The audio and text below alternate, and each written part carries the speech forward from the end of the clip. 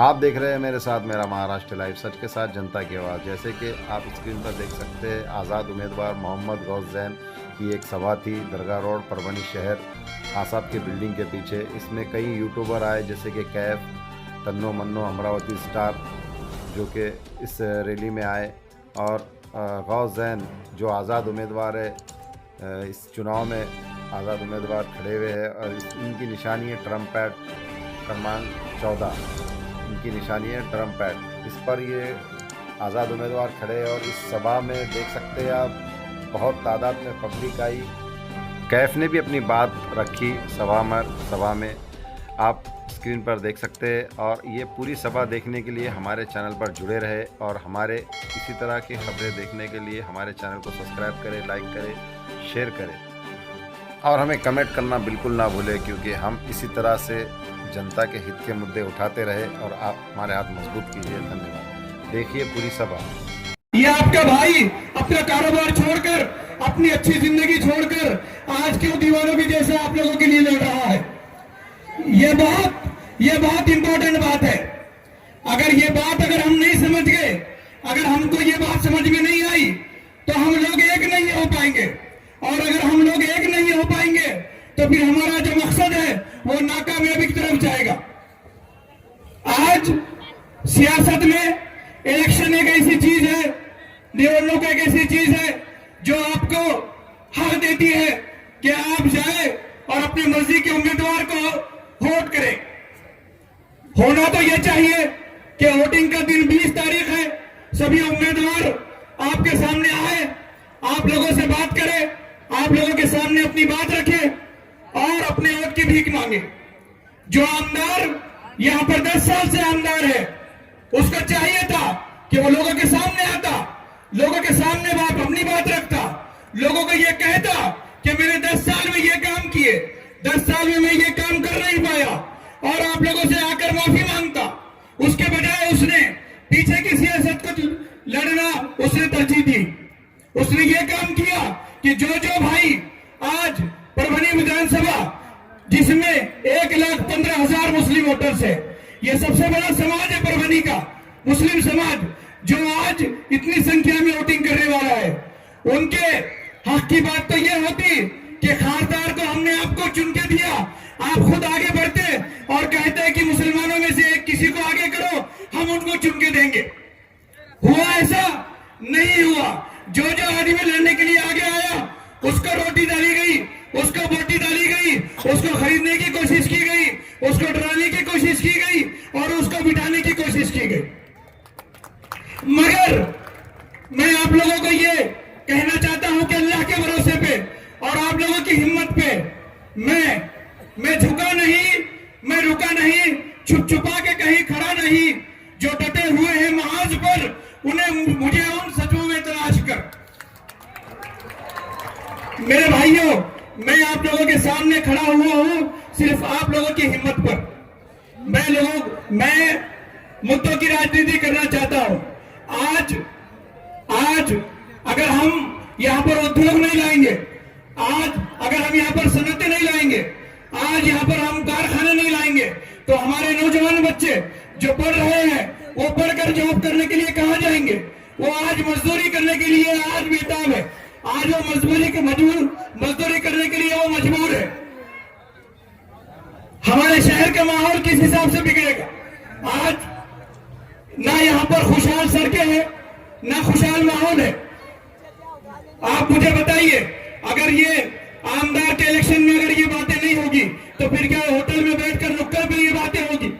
5 साल में एक बार हमारे पास मौका आता है, क्योंकि परभनी मुस्लिम अक्सरियत का इलाका है, तो यहाँ पर जो हर नीति बनती है, यहाँ पर जो हर पॉलिसी बनती है, वो सबसे पहले मुसलमानों के ऊपर असर करती है। अगर यहाँ पर बेरोजगारी बढ़ेगी, अगर इंडस्ट्रीज नहीं आएगी, तो सबसे ज्यादा जो नुकसान होगा वो मुसलमानों को होगा। क्योंकि हम अगर नौकरी अच्छी जगह नहीं कर पाएंगे, तो फिर हमको मजदूरी करने पर, हमको ऑटो चलाने पर, हमको पान पट्टी खोलने पर मजबूर होना पड़ेगा।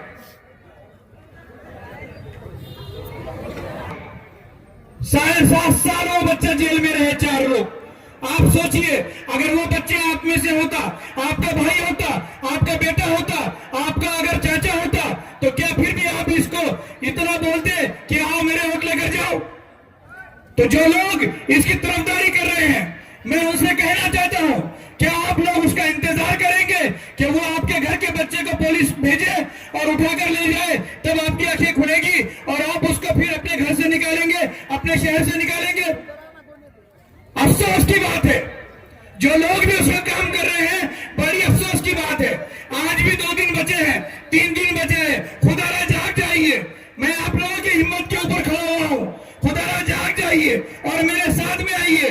यकीन मानिए ये ताकत, मैं इलेक्शन हारूं या जीतूं, ये ताकत हर उस ऑफिस में काम आएगी, हर उस मंत्रालय में काम आएगी, हर उस नुक्कड़ पे काम आएगी, हर उस पुलिस स्टेशन में काम आएगी जो आपके लिए मैं आवाज उठाऊंगा।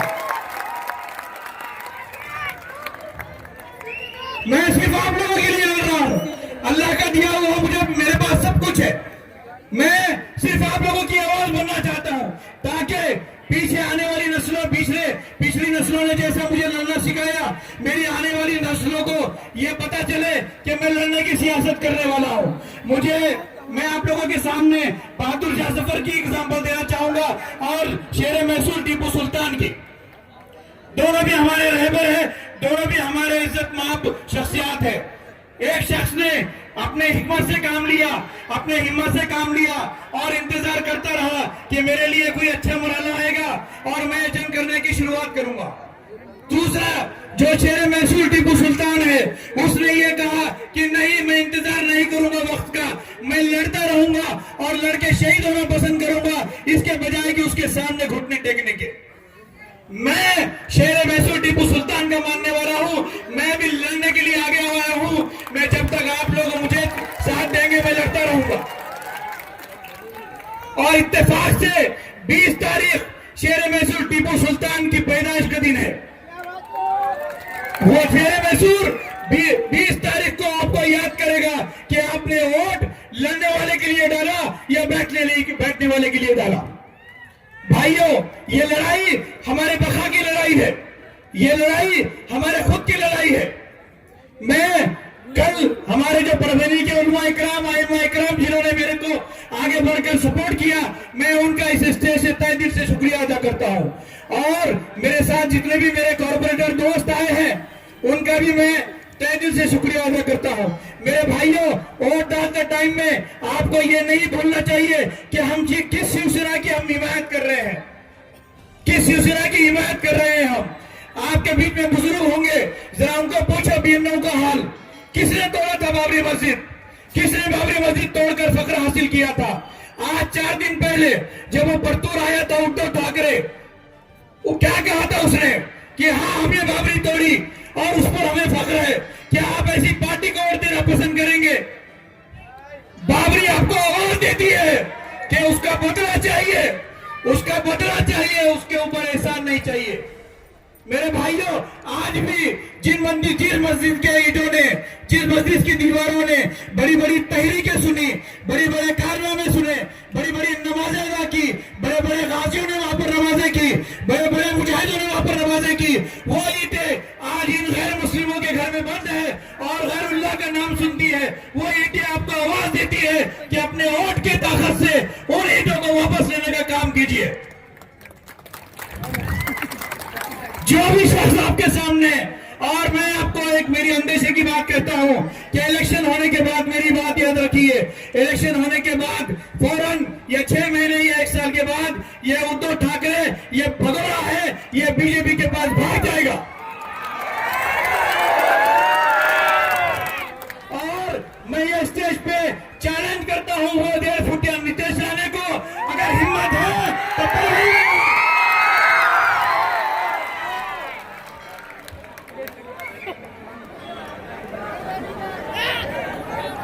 परभनी में अगर तेरी हिम्मत है तो परभनी में आ। परभनी के मुस्लिम नौजवान तुझे बता देंगे कि तेरी हैसियत क्या है।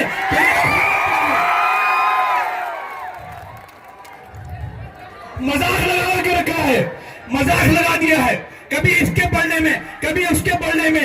हद यह कर दी कि हमारे जहनों पे वार कर दिया, हमारे दिलों पे वार कर दिया, हमारे नींद हराम कर दी, हमारा सुकून हराम कर दिया, हमारे नबी के शान में गुस्ताखी कर दी।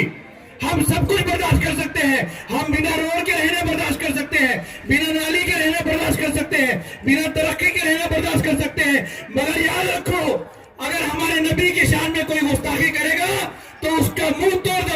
जाएगा। कानून है कि नहीं यहाँ पर? एक तरफ सलमान अजहरी साहब को एक शोर के मुशायरे में एक शेर बोलने के जुर्म में तुम उनको 3-3 महीने 4-4 महीने जेल में बंद कर देते हो। महाराष्ट्र की जेल तुमको सेफ नहीं लगती तो गुजरात में उनको भेज देते हो, और ये लोग आए दिन ऐसी बातें करते हो तो वो खुलेआम छोड़ देते हो। भाइयों, जब तक अपने पास सियासी ताकत नहीं रहेगी, रोड पर चीखने चिल्लाने से फायदा नहीं है। आपने देखा कि हमने कितने मोर्चे निकाले, कितनी रैलियां निकाली, हुआ कुछ फायदा? उन्होंने अरेस्ट किया उसको। अगर अरेस्ट करना है तो एक ऐसा कानून बनाना पड़ेगा कि जिसकी भी जबान फिसलेगी, जिसके भी जबान से हुजूर सल्लल्लाहु अलैहि वसल्लम का अगर गलत बयानी में नाम निकलेगा तो उस मरदूद को अरेस्ट किया जाएगा और उसको फांसी की सजा दी जाएगी। ऐसा कानून बनाया जाएगा इंशाअल्लाह। मैं आप लोगों से इस कानून बनाने के नाम पर ताकत मांगता हूं। आप लोग ताकत मुझे देंगे कि नहीं देंगे बताइए? देंगे कि नहीं देंगे बताइए मुझे? बस मैं इसी उम्मीद के साथ, इसी हिम्मत के साथ आप लोगों से विदा लेता हूं कि 20 तारीख को जब आप फजर की नमाज पढ़ के उठेंगे तो आपके दिमाग में सिर्फ 14 नंबर का बटन रहना चाहिए। मिल्लत की शहनाई इतने जोर से बजाइए कि इन कमीनों की औकात इनको याद आ जाए और इनके जुल्म इनके साथ छोड़ दे। बहुत बहुत शुक्रिया। अस्सलाम वालेकुम। अब आपके सामने मोहम्मद कैफ पेश होंगे।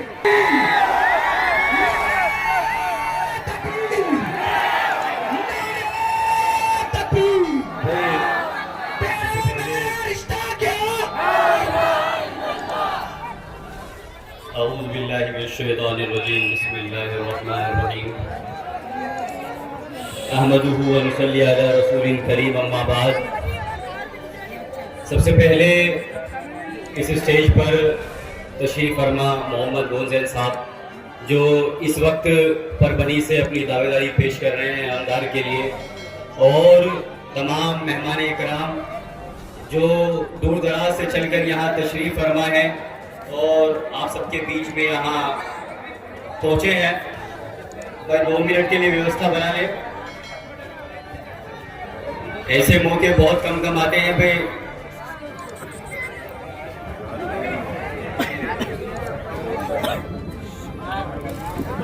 भाई बहुत दूर से मेहमान सिर्फ आप ही से खिताब करने के लिए आए हैं।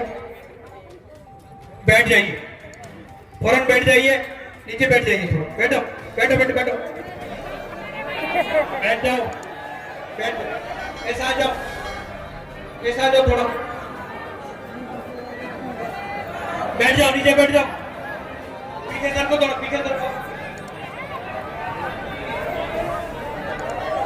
बैठ जाओ।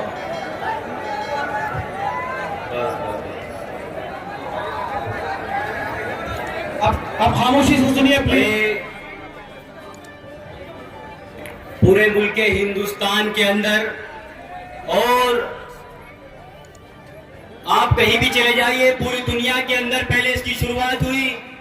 उठा लीजिए सीरिया को, उठा लीजिए इराक को, उठा लीजिए ईरान को, और उसके बाद जब ये चीज इजराइल और फलस्तीन के बीच में पहुंची तो पूरी दुनिया ने देखा कि किस तरीके से उन मजलूमों को मारा गया, उन मजलूमों को किस तरीके से उनको माँ बहनों को बेवा किया गया, बच्चों को यतीम किया गया, बाप का साया हटाया गया।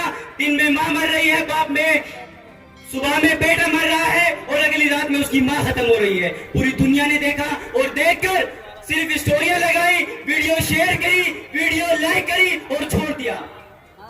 उसका अंजाम यह हुआ, दिन ब दिन जो पूरी दुनिया के अंदर मुसलमानों के और मुसलमानों के ऊपर जुल्म हो रहा था, वो बढ़ता गया और बढ़ने की इंतहा उसकी इतनी हुई कि वो मुल्क हिंदुस्तान के अंदर भी पहुंच गया। पहले क्या हुआ कि हमारी जगहों के नाम बदल दिए गए, उसके बाद हमारी मस्जिदों को तोड़ने का सिलसिला शुरू हुआ।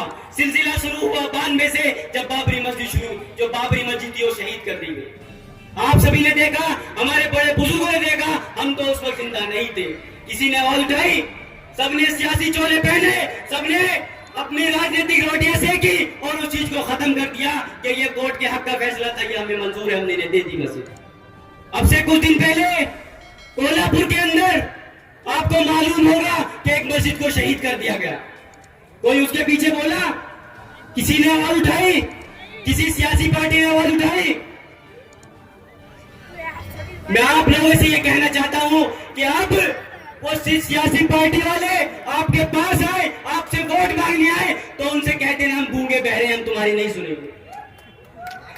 जिस तरीके से तुमने उस वक्त हमारी नहीं सुनी, इसलिए इस वक्त अब हम तुम्हारी बिल्कुल नहीं सुनेंगे। हमारे लिए हमारी मस्जिदें, हमारे उलमा, हमारे नबी से बढ़कर कोई चीज नहीं है। क्या कोई चीज है आपके नबी से बढ़ के? जोर से बोलो, कोई है नबी से बढ़ के? जब हमारे नबी की शान में गुस्ताखी हुई, जब उस रामगिरी महाराज ने बोला तो उसके ऊपर कोई कार्रवाई हुई? कोई सियासी पार्टी वाला कुछ बोला? तो अब आप क्यों खामोश हैं? अब आपके पास वक्त है उसका जवाब देने के लिए, वरना 5 साल फिर ऐसी गाली सुनोगे, अपनी मस्जिदें और मदरसे तोड़वाओगे। और इससे बड़ा आपको सबूत क्या चाहिए? अब वक्फ बिल लाया गया है पार्लियामेंट के अंदर। आपको मालूम होना चाहिए, किसे किसे पता है वक्फ बिल लाया गया पार्लियामेंट के अंदर? हाथ उठा के जवाब दो। आपको पता है उसके जरिए क्या होने वाला है? आपके कब्रिस्तान आपसे छीन लिए जाएंगे, आपकी मस्जिदें आपसे छीन ली जाएंगी, आपके जो मदरसे हैं वो आपसे छीन लिए जाएंगे, आपकी ईदगाहें आपसे छीन ली जाएंगी, आपकी खानगाहें आपसे छीन ली जाएंगी। बताओ आप क्या करोगे? कुछ नहीं कर पाओगे, सिर्फ और सिर्फ हाथ पे हाथ रख के बैठे रहोगे कि काश हम अपना कोई लीडर चुन लेते, काश हम अपना परभनी से कोई उम्मीदवार चुन लेते जो हमारे इस बिल के खिलाफ कम से कम एक आवाज तो असेंबली में उठाता और इस बिल की मुखालिफत करता है। लेकिन नौजवानों और बड़े बुजुर्गों, उस वक्त सिर्फ और सिर्फ आप हाथ पे हाथ धर के बैठे रहोगे, कोई आपकी आवाज को नहीं सुनेगा। और उस वक्त आप दुआ करोगे कि अल्लाह हमारी सुन ले, लेकिन अल्लाह उस वक्त भी आपकी नहीं सुनेगा, क्योंकि अल्लाह ने आपको मौका दिया है, अल्लाह ने आपको अकल सलीम बनाया है कि नौजवानों उठो और 20 तारीख को जनाब मोहम्मद कौन साहब को वोट दो और इन्हें जिताओ। नौजवान साथियों, मुल्क हिंदुस्तान का हाल इस तरीके से है कि मुसलमानों को जितने उस पर जुल्म ज्यादती होती है, जितना उसे सताया जाता है, उतने ही ये लोग दिन पे दिन उस चीज को बढ़ावा देते जा रहे हैं। आप रोजाना देख रहे हैं। नौजवान साथियों, मैं आपसे पूछना चाहता हूं कि अगर आपका बाप 2 मील से आपसे मिलने आ रहा है ट्रेन से, अगर उसे बीच रास्ते में कोई उसकी दाढ़ी नोचे, उसे मारे और उसे ट्रेन में फेंकने की बात कहे, क्या आप उन लोगों को वोट दोगे जो उसके खिलाफ ना बोले? अगर सोचो एक बार अपने जहन से कि आपके बाप को कोई चलती ट्रेन में मारे, उसे टोपी और दाढ़ी होने की वजह से उसकी दाढ़ी नोचे और फिर भी आप उन लोगों का साथ दो। आपका जमीर जिंदा है या मर गया है? नौजवान साथियों सोचो, ये घटनाएं बढ़ेंगी। उठा ले उत्तराखंड के अंदर मोहम्मद वसीम को किस बुनियाद पे मारा गया कि वो मुसलमान था। उसकी 7 बहनें जवान थी और एक जिम करता था, वो अपनी जिम से घर आ रहा था, उसे एक पिन्नी में गोश्त की बोटी समझकर और गोश्त ले आने के शक पे उसे इतना मारा, पानी में डुबो के मारा। कोई सियासी लीडर नहीं बोला, कोई कुछ नहीं बोला। परभनी के अवाम, ये आपके पास एक सुनहरा वक्त है। आप सोचिए, 2% वाले इस मुल्क के वजीर आजम बन सकते हैं, इस मुल्क के प्रधानमंत्री बन सकते हैं, 10% वाले बन सकते हैं, 15 वाले बन सकते हैं, क्या 20 वाले नहीं बन सकते? एक बार जहन से अपने सोचो, वरना फिर वक्त निकल जाएगा और 5 साल ऐसी एहतजाज करोगे, धरने करोगे और कोई तुम्हारी सुनेगा नहीं। अपने दिमाग पे जोर डालो, अब भी वक्त है, अब भी सोच लो, अब भी समझ लो। अपनी मस्जिदों की खातिर, इनकी खातिर ना समझो, ना सोचो, कम से कम अपनी मस्जिदों की खातिर तो सोच लो, अपने मदरसों की खातिर सोच लो, अपने उलमाओं की खातिर सोच लो। फिर बात चलेगी, वक्त चला गया, दिन चले गए, फिर आप सोचोगे। नौजवान साथियों, वक्त बहुत कम है, 2 दिन मेरे ख्याल से बच रहे हैं और जितने भी यहां लोग इकट्ठा हैं, अगर आपको 10 सालों के अंदर, मुझे मालूम हुआ, अभी मेरे से पहले लोगों ने भी बताया कि यहाँ एटीएस ने कुछ गैर इल्जाम लगाते हुए चंद नौजवानों को गिरफ्तार भी कर लिया था। ये कोई छोटा मोटा मुद्दा नहीं है। अगर आपका भाई, आपका बेटा कोई इतने साल इतने वक्त जेल के अंदर सड़ रहा होता तो उस माँ से पूछिए उसका लाल कितने दिन उससे दूर रहा होगा। उस माँ के दर्द से पूछिए, उस माँ से पूछिए जिसका लाल उसके कलेजे से इतनी दूर रहा और कोई उसकी आवाज उठाने के लिए रोड पे नहीं आया, कोई उसकी आवाज उठाने के लिए कोई रास्ते में नहीं आया, किसी ने उसकी रहबरी नहीं करी। बस सोच लीजिए, समझ लीजिए और बात जहन में डाल लीजिए। आपकी परभनी के अंदर सबसे ज्यादा अक्सरियत है, आपकी जो संख्या है वो सबसे ज्यादा है, तो आपका आमदार, आपका विधायक, आपके एमएलए क्यों नहीं बन सकता? आपने क्या गुलामी की जंजीरें तोड़नी है या आपको गुलाम ही रहना है? 70 सालों से दरी बिछाते हुए आ रहे हैं, 70 सालों से गुलामी करते हुए आ रहे हैं, सिर्फ और सिर्फ रुसवाई के और जलालत के हमें कुछ नहीं मिला। ना परभनी के अंदर एजुकेशन सिस्टम है, ना नौजवानों के लिए कोई यहाँ कारखाने हैं, ना इंडस्ट्री है। यहाँ के नौजवान बाहर जाते हैं, यहाँ किसी के लिए रोजगार भी नहीं है। नौजवान साथियों, दिमाग पे जोर डालो, वक्त बहुत कम है। अगर ये वक्त हाथ से निकल गया, न जाने 5 साल कैसी गुजरने वाली है, आप सोच भी नहीं सकते, आप तसव्वुर भी नहीं कर सकते। ऐसे ऐसे कानून आ रहे हैं, ऐसे ऐसे बयान दिए जा रहे हैं, आप रोजाना सोशल मीडिया पे देखते हैं और फिर भी उन्हें आगे इग्नोर करके आगे स्किप कर देते हैं। आपका वक्त बहुत कम है।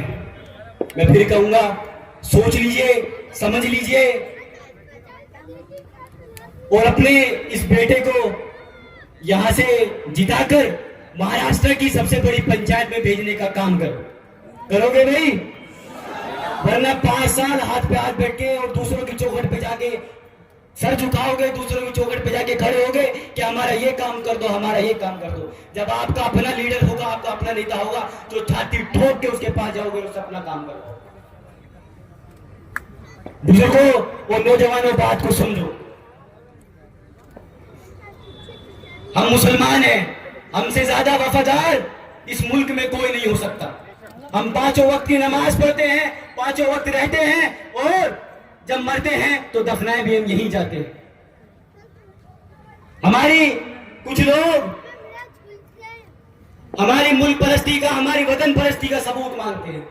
मैं उनसे कहना चाहता हूं कि जब आजादी का सिलसिला शुरू हुआ तो आपको मालूम होगा कि काला पानी की जेल हुआ करती थी। काला पानी की जेल काटने वाला कोई और नहीं, हैदराबाद का पहला मुसलमान था। जब फांसी का सिलसिला शुरू हुआ तो सबसे पहले फांसी पे चढ़ने वाले शहीद अशफाकुल्लाह खान थे, कोई और नहीं था, आपको मालूम होना चाहिए। जब रंगून की जेल में बहादुर शाह जफर को ले जाया जा रहा था तो अंग्रेजी अफसरों ने उनसे कहा कि ऐ बहादुर शाह जफर, दमदमे में दम नहीं, खैर मांगो जान की, ठंडी हुई शमशीर हिंदुस्तान की। तो बहादुर शाह जफर ने उसे जवाब दिया कि गाजियों में बू रहेगी जब तक ईमान की, तख्ते लंदन तक चलेगी देख हिंदुस्तान की। ये हमारा ईमान था इस मुल्क के लिए, इस मुल्क के लिए हमारा ईमान था। हमारे बड़े बुजुर्गों ने, हमारे उलमाओं ने जो गर्दनें कटाई, और अगर आप उसको सबूत देखना है, अगर आप उसको देखना है तो चले जाइए इंडिया गेट पर। 60,000 से ज्यादा उलमाओं ने अपनी गर्दनें कटाई और इस मुल्क को आजाद किया, जब जाके हम इस मुल्क के अंदर रह रहे हैं। और आप हमसे आप सर्टिफिकेट मांगते हो मुसलमान होने का, इस मुल्क में होने का। ये हमारी कमजोरी है। हमने अपनी क़यादत नहीं चुनी, हमने अपने लीडर नहीं बनाए, हमने अपनी सियासी पार्टियां नहीं बनाई। हर किसी समाज का, हर किसी समुदाय की सियासी पार्टियां है, सियासी लीडर है, हर कुछ है, लेकिन हमारा कोई सियासी लीडर नहीं है। हम और सिर्फ 75 सालों से इस्तेमाल होते हुए आ रहे हैं। लेकिन मुझे लगता है इस बार आप लोग इस गुलामी की जंजीर को तोड़ोगे ना? जोर से आवाज लगाओ, तोड़ोगे ना? कम से कम अब तो बोल जाओ।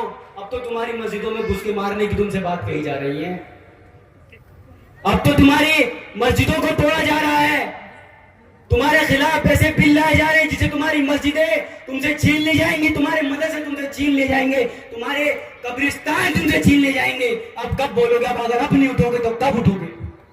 कोई तुम्हारी रहबरी करने और तुम्हारा कोई हाथ पकड़ के तुम्हें सवाल उठाने आने वाला है नहीं है। कोई उनकी आवाज नहीं उठा रहा है। सिर्फ और सिर्फ सब वीडियो देखते हैं, शेयर कर देते हैं। रोज न जाने कितने बच्चे कितने बड़े मारे जा रहे हैं और कोई उनकी आवाज उठाने के लिए तैयार नहीं। अब इससे बड़ी और क्या बात होगी जब हमारे नबी की शान में भी गुस्ताखी हो गई, और अगर हम अब भी एक नहीं हुए तो पता नहीं वो क्या चीज होगी जो आप लोगों को एक करेगी। यूपी के अंदर देख लीजिए आप, कितना बुरा हाल है मुसलमानों को लेकर। अगर कुछ कर दे, कुछ चले जाए कहीं, कुछ गलत बयानबाजी बोल दे, फौरन बुलडोजर आ जाता है। आप पूछे जाके क्या हाल हो रहा है मुसलमानों। मैं खुद यूपी से। आप सोचिए, थोड़ा दिमाग पर जोर डालिए। जितने भी बड़े यहाँ बैठे हैं, अगर उन्हें अपने बच्चों के मुस्तकबिल की फिक्र है, अगर अपने बच्चों के एजुकेशन की फिक्र है, अगर उन्हें अपनी बहन बेटों की इज्जत की फिक्र है, तो वो अपना उम्मीदवार चुने, मिल्लत का उम्मीदवार चुनोगे तो पीछे तक हाथ उठाकर मुझे यहाँ गवाही दे कि हम आने वाली 20 तारीख को मोहम्मद गौस जैन साहब को वोट देकर इन्हें विजय बनाएंगे। अरे 75 सालों से उन्हों को मौका देते हुए आ रहे हो, 70 सालों से उन्हों को मौका देते हुए आ रहे हो, कम से कम अब तो एक बार इन्हें मौका दे दो। भाई इधर वाले हाथ नहीं उठा रहे, भाई हाथ उठाओ। पूरे तमाम लोग पीछे वाले हाथ उठाओ, दोनों भाई जितने भी लोग अल्लाह के सामने खड़े हो भाई आवाज डालो। पीछे वाले हाथ नहीं उठा रहे भाई, कम से कम हाथ तो उठा लो भाई। पीछे वाले हाथ उठा रहे भाई, पीछे वाले हाथ उठा लो भाई। ये बच्चे हाथ उठा रहे, नौजवान हाथ उठा रहे, पीछे वाले हाथ नहीं उठा रहे भाई। नारे लगाए भाई, नारे तकबीर। पर आवाज नहीं आ रही, दम नहीं है पर बनी है भाई, क्या बात है। नारे तकबीर, नारे तकबीर। तेरा मेरा रिश्ता क्या, तेरा मेरा रिश्ता क्या। मोहम्मद गौस जैन साहब, मोहम्मद गौस जैन साहब जिंदाबाद, मोहम्मद गौस जैन साहब जिंदाबाद। भाई तमाम लोगों को सुबह 20 तारीख को फजर के बाद सबसे पहले वोट डालना है 14 नंबर पर जाकर, और इन्हें ज्यादा से ज्यादा वोट डालना है। कोई कंजूसी तो नहीं करेगा वोट डालने में। अब्बा पीछे बैठे, कंजूसी तो नहीं करोगे वोट डालने में। भर भर के वोट डालना है, भर भर के इतना वोट डालना है कि सुबह 11 बजे तक ये जीत कर आपके बीच में आ जाए इंशाअल्लाह ताला। और फिर देखना परबनी में मुसलमानों का जलवा। हाँ मियाँ भाई चले गए बस।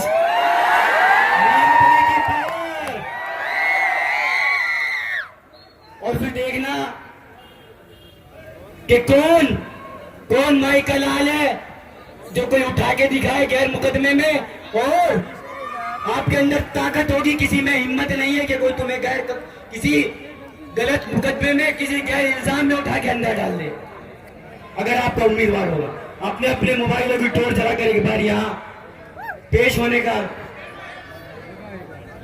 अपने मोबाइलों की टोर चला ली भाई। मुसलमानों एक हो जाओ, वक्त है अभी। पीछे वाले टोर जाओ, पीछे वाले टोर जाओ, पीछे वाले इधर वाले टोर जाओ भाई, टोर जाओ मियां भाई। नारे तकबीर, नारे तकबीर। तेरा मेरा रिश्ता क्या, तेरा मेरा रिश्ता क्या।